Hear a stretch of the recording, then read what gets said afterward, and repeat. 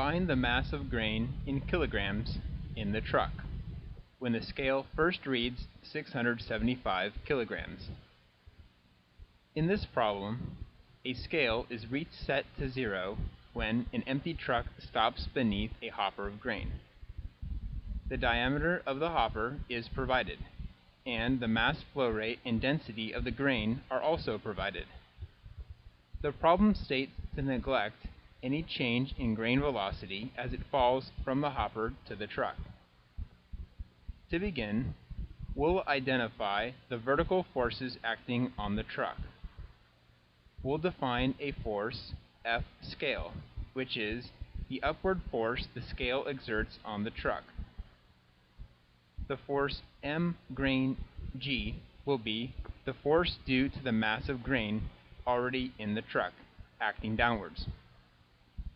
And force F jet equals the downward dynamic force of the grain on the truck the instant the grain lands in the truck.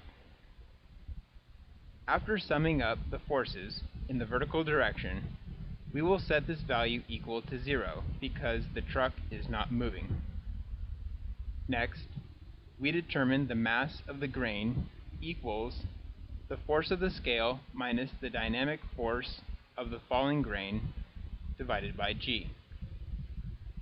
The constant G equals 9.81 meters per second squared, and the upward force exerted by the scale equals the 675 kilogram scale reading times 9.81 meters per second squared, which equals 6,622 kilogram meters per second squared. The last unknown variable we need to solve for is the dynamic force of the grain, F jet. F jet equals the mass flow rate, m dot, times the velocity, v. The mass flow rate of the grain is given as 40 kilograms per second. The velocity of the grains can be determined by dividing the flow rate of the grains, Q, by the flow area, A. The flow rate equals the mass flow rate of the grains divided by the density of the grains.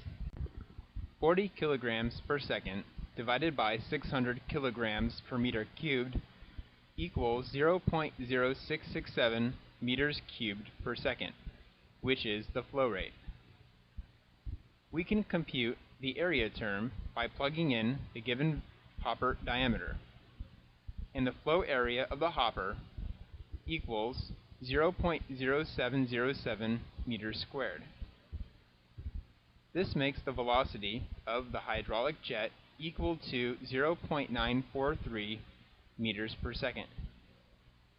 And finally, when multiplied by 40 kilograms per second, the force of the hydraulic jet equals 37.72 kilogram meters per second squared.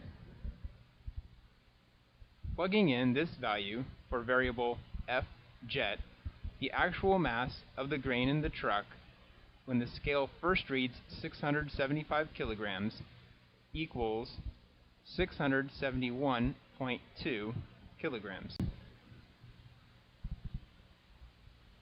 When reviewing the possible solutions, the answer is C.